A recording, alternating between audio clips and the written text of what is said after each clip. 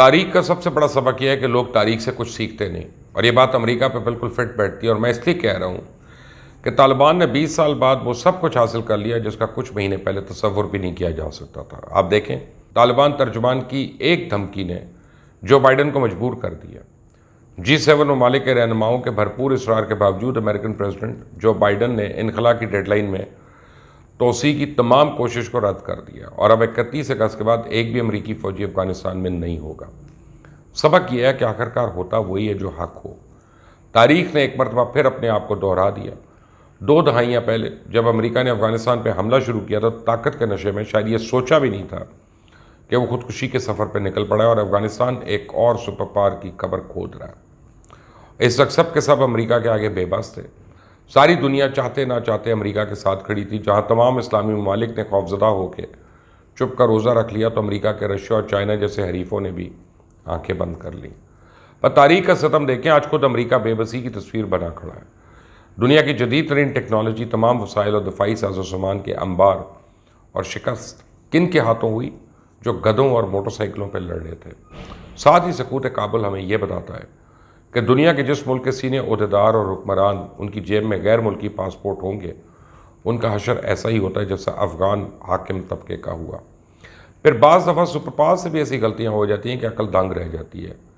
کیا یہ عجیب بات نہیں کہ جن طالبان کو امریکہ نیٹو اتحادی افواج کے ساتھ مل کر شکست نہیں دے سکا، ان کو شکست دینے کا اس نے افغان فوجیوں سے امید لگائی ہوئی تھی۔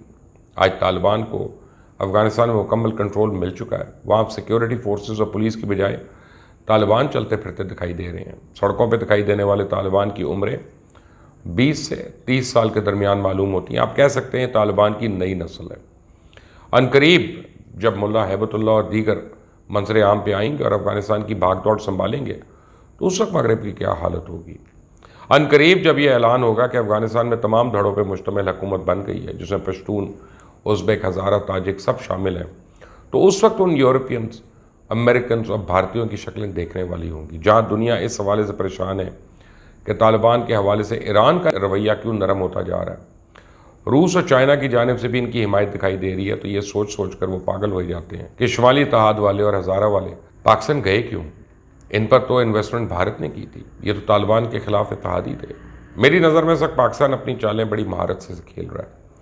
جہاں سابق صدر حامد کرزئی اور اشرف غنی کے حامی سیاستدانوں کا اسلام آباد میں استقبال ہو رہا ہے، ساتھ ہی طالبان کی مدد میں بھی لگا ہوا ہے۔ تازہ خبر یہ ہے کہ پاکستان کی کوشش ہے کہ کابل میں ایک ایسی حکومت بن رہے جو سب کو قابل قبول ہو، اس لیے تو بھارت کی بولتی بند ہے۔ کئی لحاظ سے بھارت اب بھی کشمکش میں سے کچھ سمجھ نہیں آ رہا کہ وہ کیا کرے۔ بھارتی تجزیہ کار، سابق فوجی اور صحافی رو رہے ہیں کہ ایسا لگتا ہے کہ ہماری سرکار نے اپنی افغان پالیسی کا ٹھیکہ امریکن سرکار کو دے رکھا ہے، وہ تو ہاتھ پر ہاتھ دھرے بیٹھی ہے۔ بھارت افغانستان کا پڑوسی اور اس نے وہاں $3 بلین خرچ کیے، اس کے باوجود کابل کی نئی سرکار بنانے میں اس کا کوئی کردار نہیں۔ دکھ ان کو یہ لگا ہوا ہے کہ سابق صدر حامد کرزئی اور سابق نائب صدر ڈاکٹر عبداللہ طالبان سے بات کر کے کابل میں مشترکہ سرکار بنانے کی کوشش کر رہے ہیں۔ ہر جگہ پاکستانی ان کو نظر آ رہا ہے، لیکن بھارت اپنے مکمل طور پہ سفارتی عملے کو دہلی واپس بلا لیا۔